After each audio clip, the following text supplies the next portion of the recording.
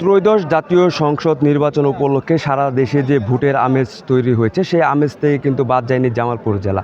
দর্শক, আমি এখন অবস্থান করছি জামালপুর পৌরসভার এলাকার দেউরপাড় চন্ডার একটি ভোট কেন্দ্রে। আমরা দেখতে পাচ্ছি যে ভোট কেন্দ্রে নির্বাচন উপলক্ষে ভোটারদের যে উপস্থিতি সেটা কিন্তু চোখে পড়ার মতো। ভোটাররা খুবই তাদের যে পছন্দের যে প্রার্থী সেই প্রার্থীকে তারা তাদের আনন্দ এবং উৎসাহের সাথে কিন্তু তারা তাদের যে ভোটটি রয়েছে সেই ভোট কিন্তু তারা প্রদান করতে এসেছে। আমরা সকাল থেকে দেখেছি যে সকাল 7:30 থেকে যে ভোট গ্রহণ কার্যক্রম শুরু হয়েছে। তো আমরা সকাল থেকেই জামালপুর জেলার বিভিন্ন কেন্দ্রে আমরা ঘুরে দেখেছি যে প্রতিটা কেন্দ্রেই কিন্তু ভোটারদের উপস্থিতি, নারী ভোটার এবং পুরুষ ভোটারদের উপস্থিতি ছিল চোখে পড়ার মতো। দর্শক, আমি যদি একটু জানিয়ে রাখি যে জামালপুর জেলাটি 7টি উপজেলা ও 8টি পৌরসভা নিয়ে গঠিত। এই জেলায় বিএনপির 5 জন, জামায়াতের 5 জন এবং ইসলামী আন্দোলনের 5 জন, জাতীয় পার্টির 2 জন এবং বিএনপি থেকে 1 জন সহ স্বতন্ত্র 6 জন প্রার্থী, মোট 34 জন প্রার্থী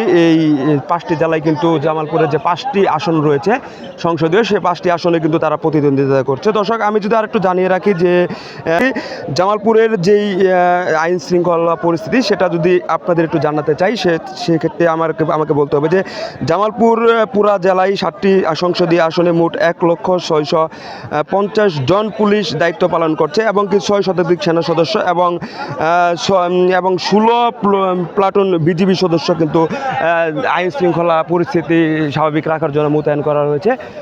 দর্শক, আপনারা দেখতে পাচ্ছেন যে ভোট কেন্দ্রের যেই কোনায় কোনায় কিন্তু তরুণ, বৃদ্ধ এবং যুবক ভোটারদের কিন্তু উপস্থিতি আমরা লক্ষ্য করতে পারছি। দর্শক, তবে যদি জামালপুরের যে আইন শৃঙ্খলা পরিস্থিতি সেটা যদি আমি আবারও একটু বলতে চাই যে জামালপুরে এখন পর্যন্ত যেই ভোট গ্রহণের কার্যক্রম, প্রায় ভোট গ্রহণ যে শুরু হয়েছে সকাল 7:30টায়, সকাল 7:30 থেকে কিন্তু এখন পর্যন্ত কিন্তু জামালপুরের কোনো কেন্দ্রেই কিন্তু কোনো অনাকাঙ্ক্ষিত কিংবা আইন শৃঙ্খলা পরিস্থিতি অস্বাভাবিকের কোনো কিছু দেখা যায়নি। প্রতিটা কেন্দ্রেই কিন্তু আইন শৃঙ্খলা পরিস্থিতি স্বাভাবিক রয়েছিল। আমরা যদি আইন শৃঙ্খলা যে মোতায়েন যে সদস্য রয়েছে তাদের কথা বলি, আমরা বিভিন্ন কেন্দ্রে এবং শহরের বিভিন্ন স্থানে দেখেছি যে পুলিশ, সেনাবাহিনী এবং যৌথ বাহিনীর বিভিন্ন টহল কিন্তু চোখে পড়ার মতো ছিল।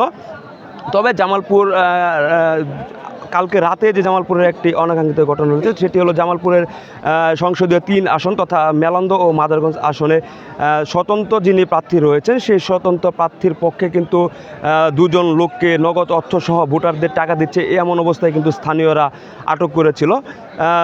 আটক করে কিন্তু তাকে পুলিশে সোপর্দ করা হয় এবং নির্বাহী যে ম্যাজিস্ট্রেট রয়েছে তাই সে কিন্তু তাকে ভ্রাম্যমাণ আদালত পরিচালনা করে সেখানে তাকে জরিমানা এবং জেল প্রদান করেছিল। এবং কালকে রাত 11:30টার দিকে শহরের নরুন্দি এলাকায় জামায়াতের পক্ষে 2 জন লোককে 2 লক্ষ টাকা সহ স্থানীয়রা হাতে নাতে ধরেছিল যে ভোটারদের টাকা দিয়ে তারা ভোট কিনে নিয়েছিল। তবে জামাতের যেই নেতাকর্মী রয়েছে জেলা পর্যায়ে তাদের সাথে আমরা যোগাযোগ করেছি।